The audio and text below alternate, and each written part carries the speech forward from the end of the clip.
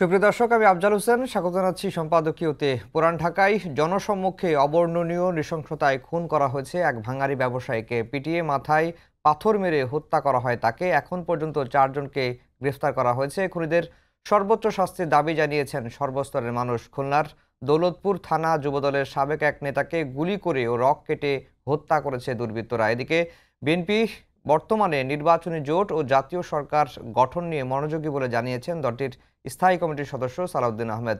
জামায়াতের সঙ্গে জোটের সম্ভাবনা নাকচ করে দিয়েছেন তিনি। তবে এনসিপির সঙ্গে আলোচনার দরজা খোলা রয়েছে বলেও ইঙ্গিত দিয়েছেন সালাউদ্দিন আহমেদ। এনসিপির আহ্বায়ক নাহিদ ইসলাম বলেছেন, যারা বিচার সংস্কার ছাড়া নির্বাচন চায় তারাই নির্বাচনকে পিছিয়ে দেওয়ার ষড়যন্ত্রে লিপ্ত। সমসাময়িক রাজনীতির নানা বিষয় নিয়ে আমাদের আজকের সম্পাদকীয় নির্বাচনী জোটের দরজা খুলছে, বন্ধ হচ্ছে।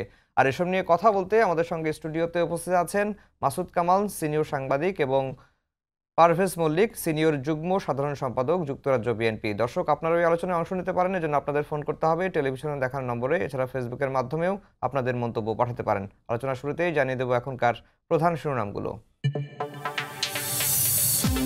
বিচার সংস্কার ছাড়া নির্বাচনের পরিকল্পনাকারীরাই ষড়যন্ত্রে লিপ্ত, অভিযোগ এনসিপির। ফ্যাসিজম ফেরানোর চেষ্টা রুখে দেওয়ার হুঁশিয়ারি, ইসির কাজ নিয়ে সন্দেহ প্রকাশ। ফেব্রুয়ারিতে নির্বাচনের সুনির্দিষ্ট দিনক্ষণ ঘোষণা করলেই কেটে যাবে সব সংকট, মন্তব্য বিএনপি নেতাদের। সংস্কারের নামে জনগণকে বিভ্রান্ত না করার আহ্বান। 297 কোটি টাকা আত্মসাতের মামলায় জনতা ব্যাংকের সাবেক চেয়ারম্যান আবুল বারকাত কারাগারে। ব্যাংক খাত ধ্বংসের কারিগর আখ্যা রাষ্ট্রপক্ষের আইনজীবীর। এবং ফেনীতে প্লাবন পরিস্থিতির কিছুটা উন্নতি, পানি কমার সঙ্গে সঙ্গে ফুটে উঠছে ক্ষতচিহ্ন। দুর্ভোগে লাখো মানুষ, পদ্মার ভাঙনে বিলীন হচ্ছে বাঁধ, বসতবাড়ি ও ব্যবসা প্রতিষ্ঠান। দর্শক, শিরোনাম শুনছিলেন। আমরা আজকের আলোচনার বিষয় দিয়েছি নির্বাচনী জোটের দরজা খুলছে, বন্ধ হচ্ছে। এই বিষয়টি নিয়ে আলোচনা করব মাসুদ কামাল ভাই। তার আগে আজকে পুরান ঢাকায় যে ঘটনাটি ঘটে গেল, সেই নৃশংস ঘটনা একটু আলোচনা করতে চাই। এবং যাকে হত্যা করা হয়েছে তিনি একসময় যুবদলের রাজনীতির সঙ্গে যুক্ত ছিলেন, এবং যারা হত্যা করেছে তারা যুবদলের রাজনীতির সঙ্গে যুক্ত, এবং বেশ কয়েকজনকে, 2 জনকে বহিষ্কার করা হয়েছে এবং তাদের বিরুদ্ধে আইনি ব্যবস্থা নেওয়ার আহ্বান জানিয়েছে যুবদল। এখন যে প্রশ্নটি সামনে আসছে, যে 5 আগস্টের পর থেকে বিএনপির তৃণমূলের যে নৈরাজ্য, এই প্রশ্নটি সামনে আসছে। চাঁদাবাজি, খুন, অন্তর্কোন্দল, নানা ধরনের অভিযোগগুলো আসছে, এবং এসব নিয়ন্ত্রণ করতে বিএনপির হাইকমান্ড ব্যর্থ হয়েছে এবং বিএনপির হাইকমান্ডকে কাঠগড়ায় দাঁড় করানো হচ্ছে। আসলে নিয়ন্ত্রণের উপায়টা কি? দেখেন, এখানে দুটো বিষয় আছে। প্রথমত বিষয় হলো, যেহেতু এই লোকগুলো বিএনপির রাজনীতির সঙ্গে জড়িত, সেখানে বিএনপিকে তো কিছু দায় নিতেই হবে, এবং বিএনপিকে এটা প্রতিরোধ করার কার্যকর পদ্ধতিও বিএনপিকে বের করতে হবে। এবং বিএনপি যে পদ্ধতি কাজ করছে সেটা কেন কার্যকর হচ্ছে না সেটা নিয়ে আমি একটু পরে বলছি। তার আগে আমি প্রধানত এই দায়টা আমি চাপাবো সরকারের উপর।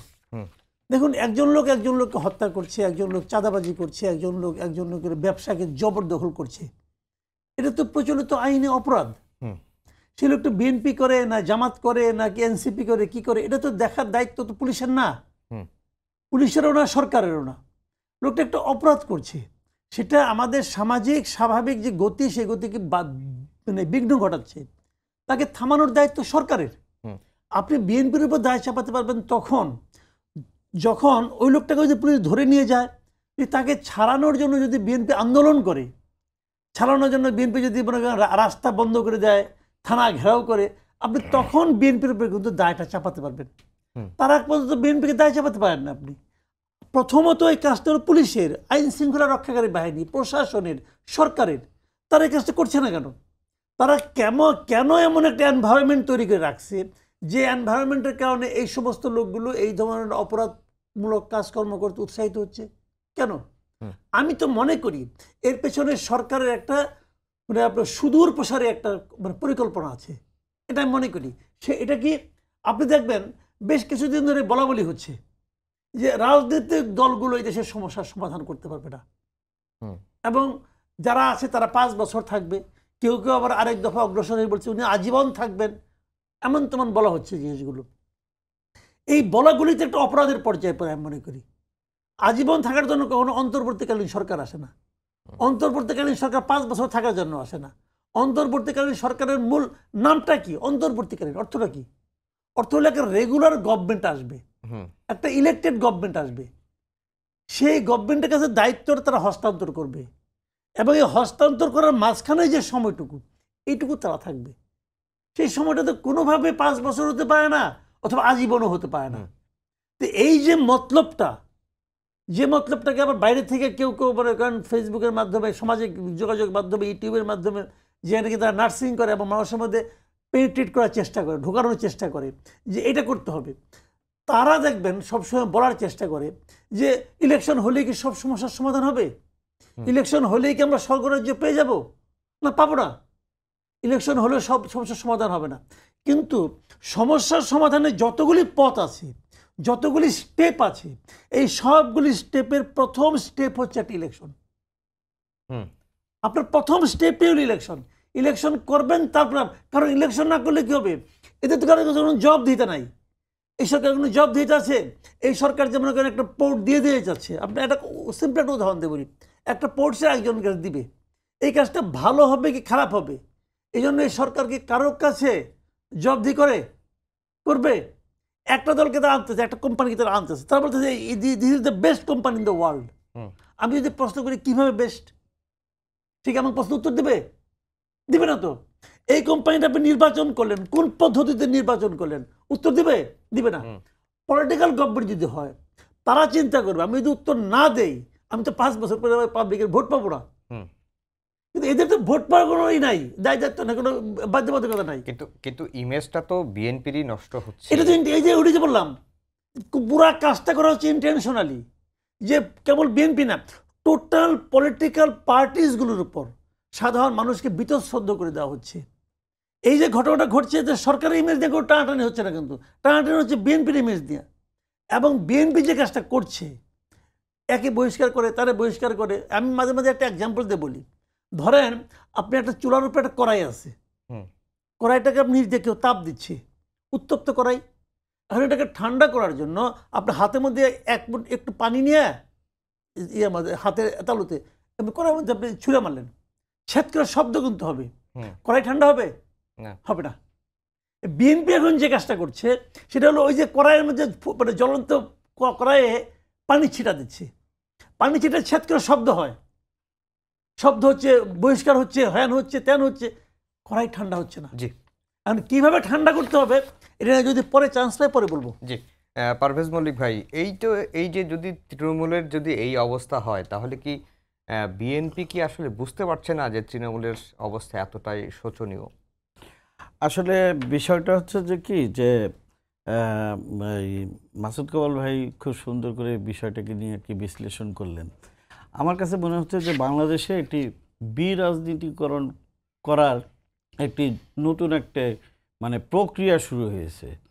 যে আপনি দেখেন যে 1 বছর যেতে না যেতেই যেখানে আওয়ামী লীগের বিরুদ্ধে কথা বলার কথা, সাধারণ মানুষ যেখানে আওয়ামী লীগের অপশাসন, হাসিনার অপশাসন, হাসিনা কি করেছে, তার সরকার কি করেছে, এই জিনিসগুলো নিয়ে আমরা জুলাই মাসে আমরা কথা বলছি না। আমরা কথা বলছি কি, এই যে হত্যাকাণ্ড হচ্ছে, বিভিন্ন ধরনের অপকর্মগুলো হচ্ছে, আমরা বিএনপি থেকে বলছি না যে বিএনপি একেবারে ধোয়া তুলসী পাতা। বিএনপি তৃণমূল পর্যায়ে কিছু কিছু কাজ হচ্ছে বা করছে যেগুলো আমাদের দলের জন্য বিব্রতকর, কিন্তু আপনাকে দেখতে হবে যে বিএনপি এটাতে অ্যাকশনে যাচ্ছে কিনা।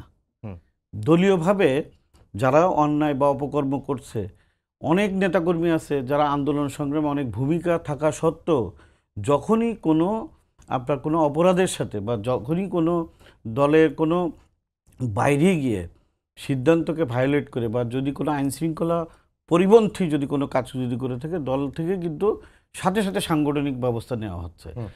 এখন বিএনপি তো রাজনৈতিক দল, বিএনপি তো আর ক্ষমতায় নেই, যে বিএনপি তো আর সরকারে না, যে বিএনপি যেটা করণীয় বিএনপি সেটা করছে, চেষ্টা করছে।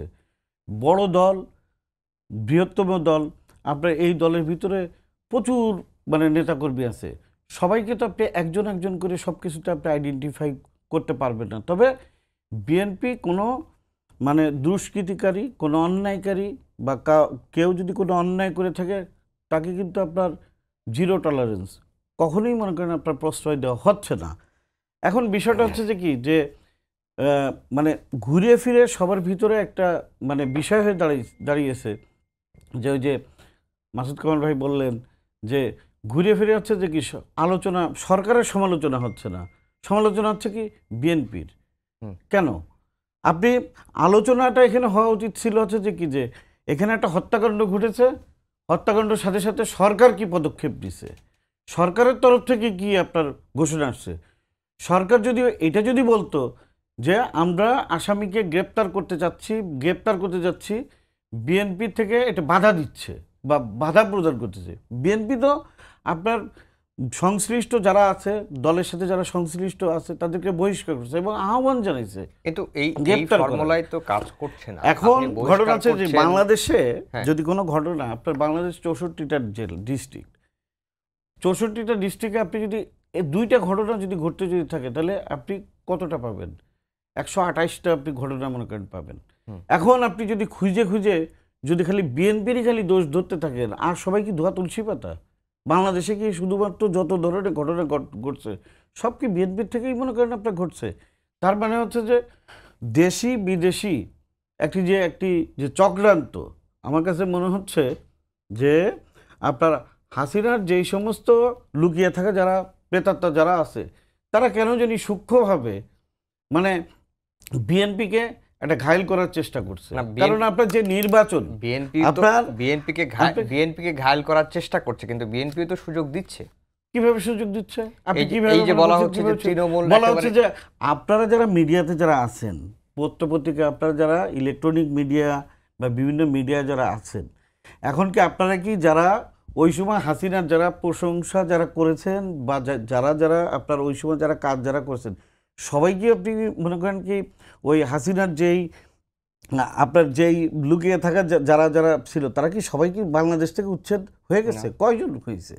তার মানে কি হচ্ছে কি হাসিনা ফিজিক্যালি এখানে উপস্থিত নাই, কিন্তু তার যারা সহযোগী যারা ছিল তারা তো এখন তো মনে করেন আছে, তারা তো বিভিন্নভাবে কাজ করছে দেখেই আপনার দেখেন যে সরকারে যারা আছে, যারা রাজনীতি করে না, এখন হয়ে গেছে কি যারা রাজনীতি করে না তারা রাজনীতি নিয়ে কথা বলছে, আর যারা রাজনীতি যারা করে তাদেরকে আপনারা রাজনীতি করার সুযোগ মনে করেন প্রতিবন্ধকতা, পদে প্রতিবন্ধকতা। কিসের জন্য? আপনি লোকাল এলাকায় আপনি যদি যান, যে মনে করেন আপনার কী হবে, বিএনপি এটা করছে, বিএনপি ওটা করছে, বিএনপির, আরে ভাই বিএনপি তো জনগণের সাথে আছে দেখে আপনি যদি 10টা যদি কাজ করেন তখন আপনার ভিতরে 8টা কাজ হয়তো মনে করেন সব থেকে সঠিকভাবে হবে, 2টা কাজ আপনার হয়তো বা আপনি যেভাবে করতে চাইছেন সেভাবে হয়তো হচ্ছে না, ঠিক আছে? এখন তাই বলে কি আপনি কি বিএনপিকে আপনি কি করবেন?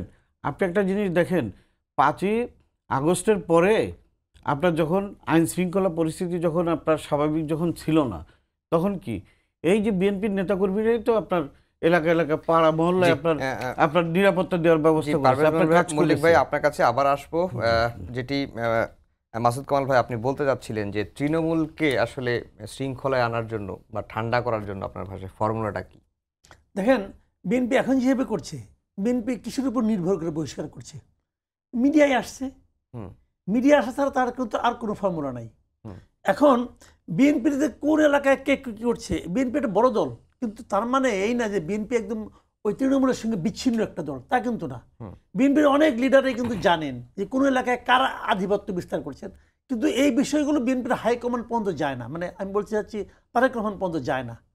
যেগুলো যায়, যেগুলো উনি মিডিয়ায় দেখেন, সেগুলো তো গোপন করা কিছু নাই, কাজে ওগুলির ক্ষেত্রে অ্যাকশন নিচ্ছেন, যার net result basically near to zero, তেমন কোনো কাজ হচ্ছে না। কিন্তু এখান থেকে আমি মনে করি যে কাজটা বিএনপি করতে পারতো, সেটা হলো গিয়ে বিএনপি একটা ওপেন একটা সবাইকে একটা আহ্বান জানাতে পারতো, পাবলিককে, দলকে না, পাবলিককে। দলকে বলতো তোমরা এগুলো করবা না, করলে তোমাদের ব্যাপারে আমরা কঠোর ব্যবস্থা নেবো, যেটা অলরেডি তারা দিচ্ছে অলরেডি। পাবলিককে বলতে পারতো যে আপনার এলাকায় যে লোকটা চাঁদাবাজি করে, আপনার এলাকায় যে লোকটা জবরদখল করে, আপনার এলাকায় যে লোকটা আওয়ামী লীগের জায়গাটাকে শূন্যস্থান পূরণ করেছে, যে লোকগুলি আছে তাদের ব্যাপারে আমাদের কাছে তথ্য পাঠান, একটা ইমেল অ্যাড্রেস দিয়ে দেবে, আপনি তথ্য পাঠান, আপনার কাছে যতটুকু প্রমাণ আছে অতটুকু প্রমাণ দিয়ে প্রমাণ সবার কাছে আছে, এলাকায় কি হচ্ছে না হচ্ছে আজকাল মোবাইলের যুগে না সবার কাছে প্রমাণ আছে, এরকম প্রমাণ আমার কাছে বহুত আসে। তো খালি এটা চাক, আমরা ওইখান থেকে যখন এই ইনফরমেশনগুলো ওখানে যাবে, মেলে পাঠানো তো 1 2 মামলা, যে কেউ পাঠাইতে, মোবাইল দিয়ে যে কেউ পাঠাই দিতে পারে। যখন ওখানে যাবে এলাকা ধরে ধরে প্রত্যেকটা অভিযোগকে 3টা সোর্স দিয়া বিএনপি চেক করাবে, জাজ করাবে। 3টা সোর্স দিয়া, একটা হলো দলীয় সোর্স, আর একটা দলের বাইরে একটা গোপন সোর্স থাকবে। 3টা সোর্স যখন জাজ করাবে তখন আর কিচ্ছু না, প্রথমত যেই মাত্র এই ঘোষণাটা যাবে আপনি নিশ্চিত থাকেন ওই মাত্র 50% ক্রাইম কমে যাবে, ভয়ে 50% ক্রাইম কমে যাবে।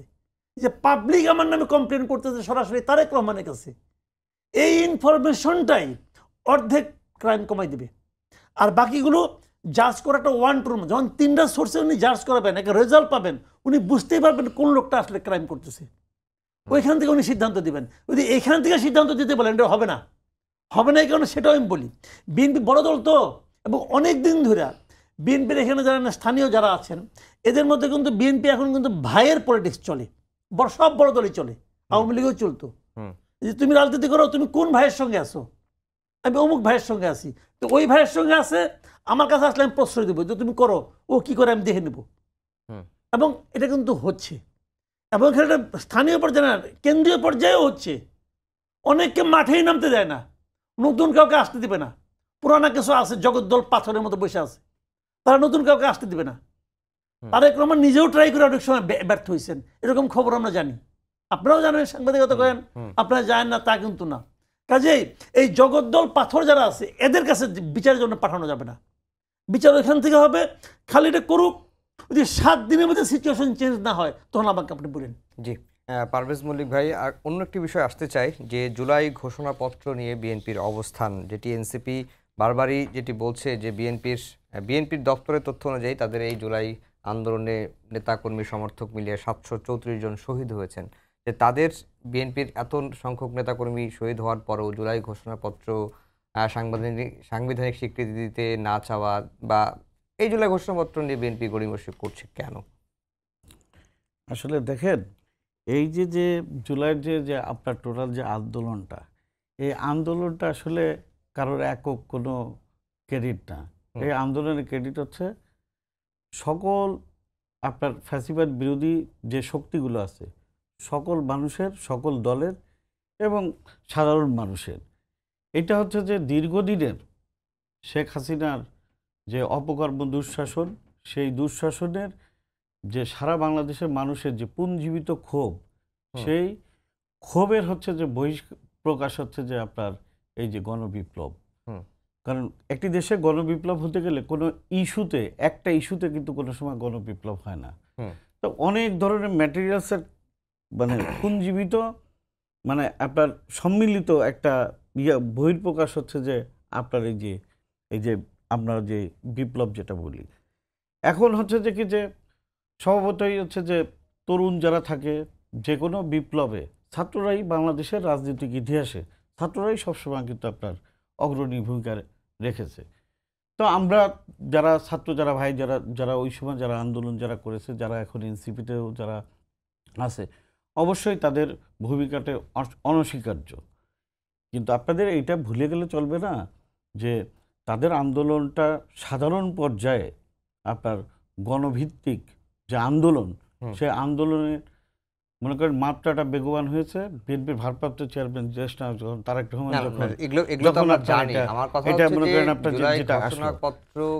সাংবিধানিক স্বীকৃতি দিতে বিএনপির সমস্যাটা কোথায়? বিএনপি যদিও পরে বলেছে যে চতুর্থ তফসিলে রাখবে, কিন্তু মূল প্রস্তাবনায় রাখার কথা বলছে। এটা আমার কাছে মনে হয় যে আমাদের যারা নীতি নির্ধারক যারা আছেন, হ্যাঁ, ওনাদের কাছ থেকে ব্যাখ্যাটা নিলে মনে করেন সব থেকে ভালো হবে। কারণ হচ্ছে যে আমি এই বিষয়টা নিয়ে মানে যেহেতু মনে করেন কাজ করছি না, হ্যাঁ, তো মানে মনে করেন সেই হেতু আমি এই বিষয়টা আমাদের তাহলে আমরা যখন নীতি নির্ধারণের পর্যায়ে আসবে তখনই আমরা প্রশ্নের উত্তরটা নিব। মাসুদ কামাল ভাই, আজকে সালাউদ্দিন আহমেদ একটি সাক্ষাৎকার দিয়েছেন একটি পত্রিকায়, অনলাইন পত্রিকায়, যেখানে তিনি বলেছেন যে জামাতের সঙ্গে জোটের সম্ভাবনা নেই, এনসিপির সঙ্গে আলোচনার দরজা খোলা। মানে এনসিপি কি এই আলোচনার মানে বিএনপির যে আলোচনার সুযোগ নিতে পারে কিনা, আপনার কাছে কি মনে হয়? এনসিপিকে যে সুযোগ দেওয়া হয় তো এনসিপির জন্য এটা তো সোনার সোহাগা। হুম। এনসিপির যে মানে অবস্থা সারা দেশে, যদিও অনেকে বলছে তারা যে জুলাই পদযাত্রা করছে বিভিন্ন অঞ্চল আঞ্চলিকভাবে, সেখানে প্রচুর লোক হচ্ছে, তো এই লোকগুলির উপর আমার কোনো ভরসা নাই। ভরসা নেই এখানে আমার ধারণা, আমাকে অনেকে ওইখানকার লোকজনের সঙ্গে আলাপ করেছি, আমি যতটুকু খবর পেয়েছি এখানে কিন্তু লোক সাপ্লাই দেওয়া হয়েছে, বিশেষ করে শিবিরের পক্ষ থেকে, জামাতের পক্ষ থেকে প্রচুর লোককে এখানে সাপ্লাই দেওয়া হয়েছে। এবং এগুলি বেসিক্যালি এনসিপির লোক না রে ভাই। এনসিপির লোকজনের মানে আমি বলি একশন, রাজনীতিতে জনসভা করা রাজনীতি আর নির্বাচনের রাজনীতি এটা ডিফারেন্ট জিনিস। আন্দোলন আর রাজনীতি ডিফারেন্ট জিনিস। ইলেকশন করতে হলে আপনাকে ভোট পাইতে হবে, এটা খুব কঠিন ব্যাপার। এনসিপির ভোট পাওয়ার ক্ষেত্রে এনসিপির অবস্থান ভালো না। একটা দল, যে দলের সর্বোচ্চ নেতার বয়স হলো আপনার 35 বছর, পুরা দলের মধ্যে আপনি বাটি চালান দিয়ে খুঁজলেও 40 বছর বয়সের করে পাবেন না। তো সেই দল বাংলাদেশের ভোটারের অর্ধেকের বেশি হলো অ্যাবাভ 40, তো এগুলিতে ভোট দিব? এটা বাংলাদেশের মানুষের যে ভোটারদের যে সাইকোলজি তার সঙ্গে যায় না। এটা ওরা যদি বিএনপি যদি অফার করে তাহলে ওদের ভাগ্য তো 7 জনের ভাগ্য যে আমাকে অফার করছে। কিন্তু আমি মনে করি বিএনপির জন্য মনে হয় ক্ষতিকর হবে।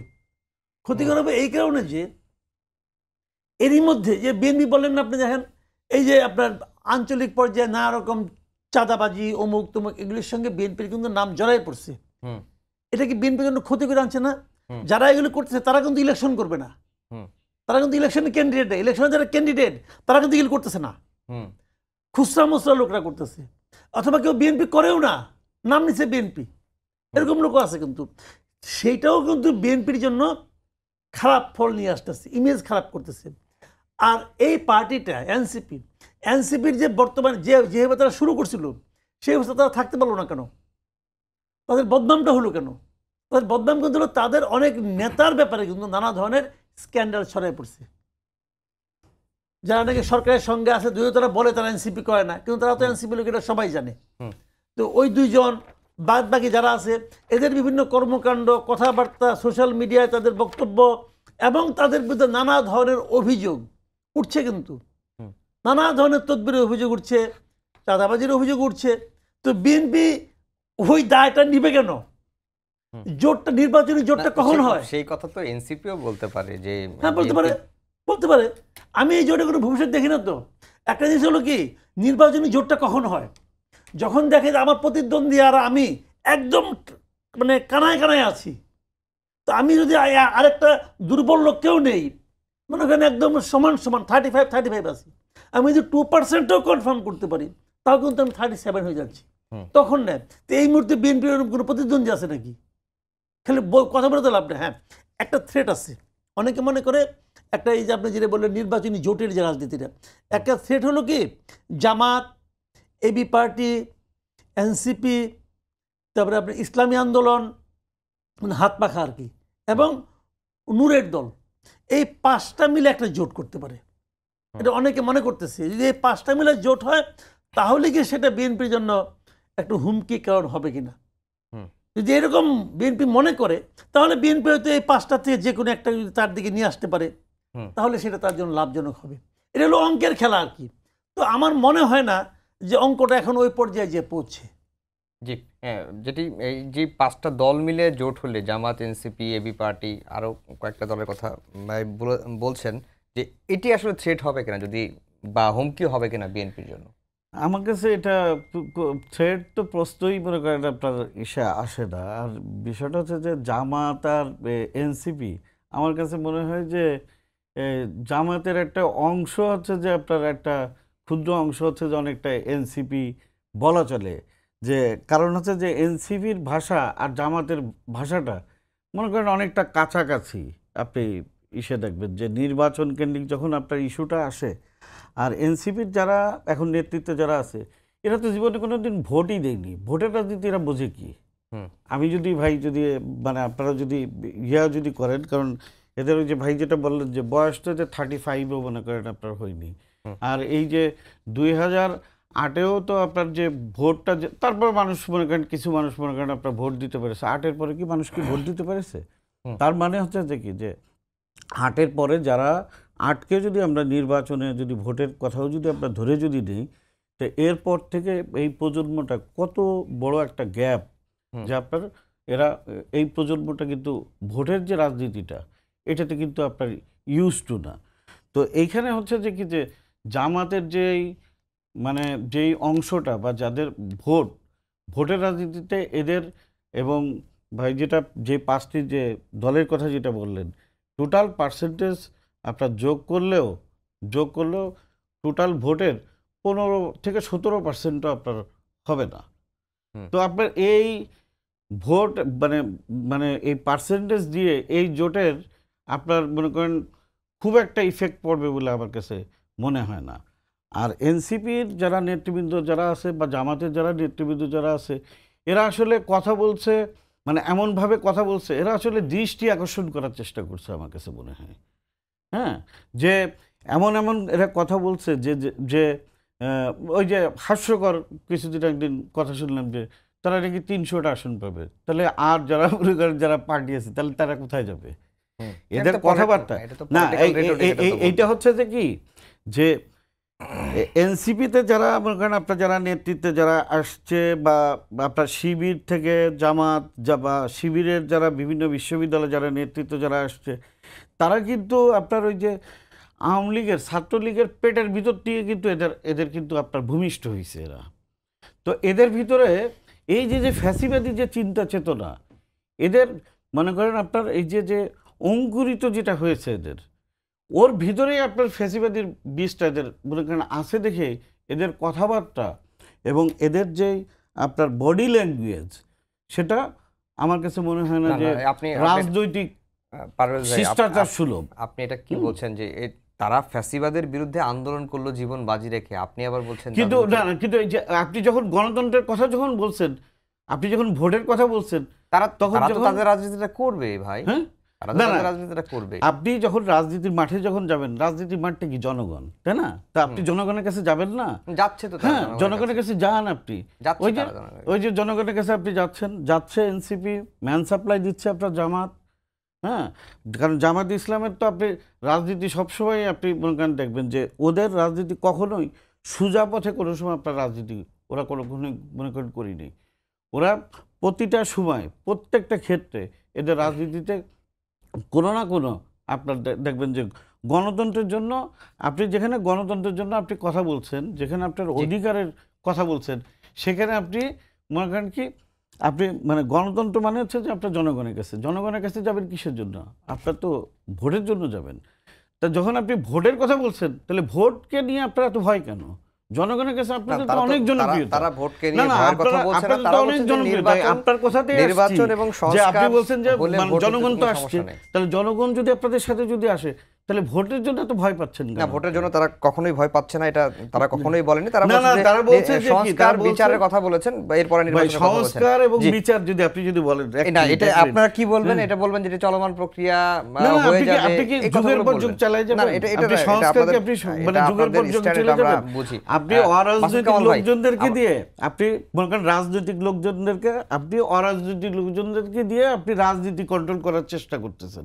এটা ভাই আপনার কোন দেশের, এটা কোন ধরনের গণতন্ত্র? জি মাসুদ কামাল ভাই, আমরা একেবারে শেষের দিকে আসছি। আরেকটি বিষয়ে একটু আলোকপাত করতে চাই, সেটি হচ্ছে যে সাবেক পুলিশ মহাপরিদর্শক চৌধুরী আব্দুল মামুন আদালতে রাজসাক্ষী হওয়ার আবেদন জানিয়েছিলেন, তিনি আদালত সেটি মঞ্জুর করেছেন। তো এই যে রাজসাক্ষী হওয়া নিয়েও একটি আলোচনার সূত্রপাত হচ্ছে যে কারাগারে থাকা একজন আসামি রাজসাক্ষী হলেন, এটি আসলে ভালো হলো না খারাপ হলো, এই বিভিন্ন ধরনের ন্যারেটিভ তৈরি করার চেষ্টা চলছে। আপনার কাছে কি বিশ্লেষণ? না, আমার কাছে কিন্তু এটাকে খারাপ মনে হয় না। কেন দেখেন, আপনি তো অনেক দিন ধরে সাংবাদিকতা করেন, আপনারা তো দেখছেন দেশে কি হচ্ছে না হচ্ছে। এই চৌধুরী আব্দুল মামুন, ওনার সম্পর্কে কিন্তু আপনাদের সবারই একটা টুকটাক ধারণা আছে। উনি কেমন লোক ছিলেন ব্যক্তিগত জীবনে, ওনারও তো একটা পার্সোনাল লাইফ ছিল। আমি কিন্তু মেলানোর চেষ্টা করি।